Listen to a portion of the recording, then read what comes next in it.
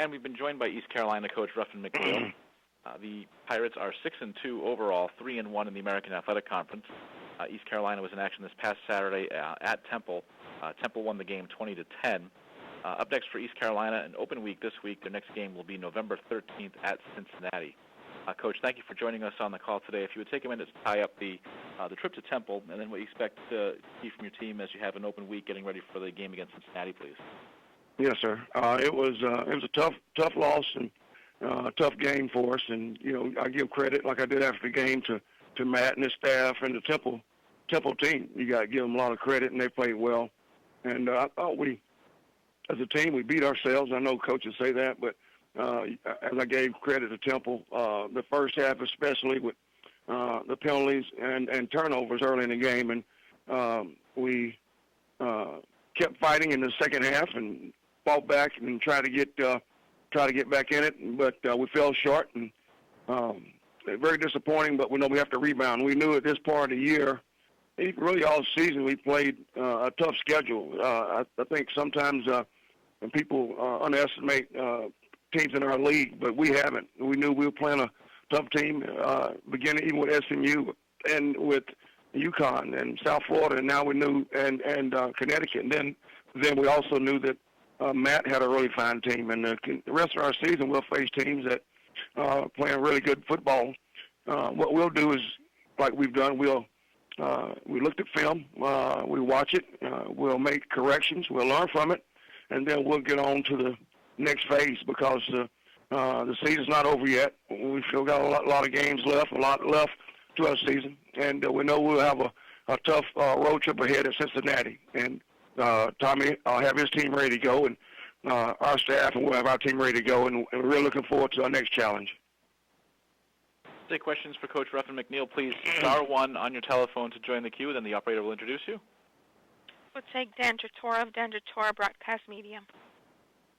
Hi, Coach. How you doing today? Hey, Dan. How you doing? Good. Just wanted to go into how the teams responded in the loss after winning 5 in a row, just how you've seen them be affected by it, kind of bounce back from it.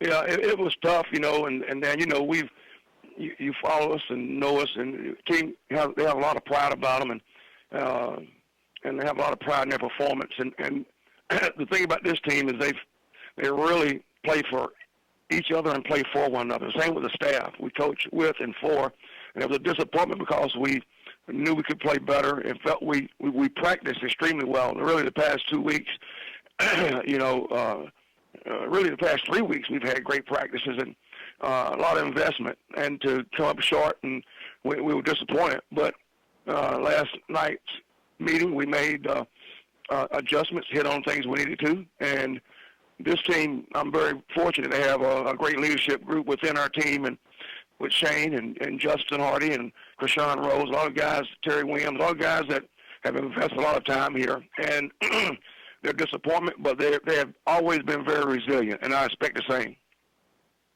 As far as the 5 fumbles and a blocked field goal in that game, just what you can take away from something like that, is it something that you really find to be characteristic? Because I would think on this team this year that a game like that isn't more of an isolated incident than something that you're expecting. That's a great observation, Dan. It was. Turnovers, we've been great, I think, on ball security. And we talk ball security constantly. We talk takeaways constantly. And we've been pleased. We don't want to give away any, but that day was very uncharacteristic of us. 5 turnovers, the blocked field goal. We've had some problems on the field goal protection, which we've got to get corrected, and we made moves on that last night. But the turnovers were very uncharacteristic of our football team. Thank you, Coach. I appreciate it. Yes, I appreciate you. We'll go next to Shannon Owens-Green, Orlando Sentinel. Hi, Coach. How are you doing today? Hey, Shannon, how you doing? Doing good. Hey, I'm curious to know, what was your reaction when you saw initially that UCF had lost as well, the only other undefeated team in the conference? I didn't even realize it, I think, until like Sunday, but I know how George will have his team ready to go, and I think George will tell you, too. He's been in the league a year longer than us.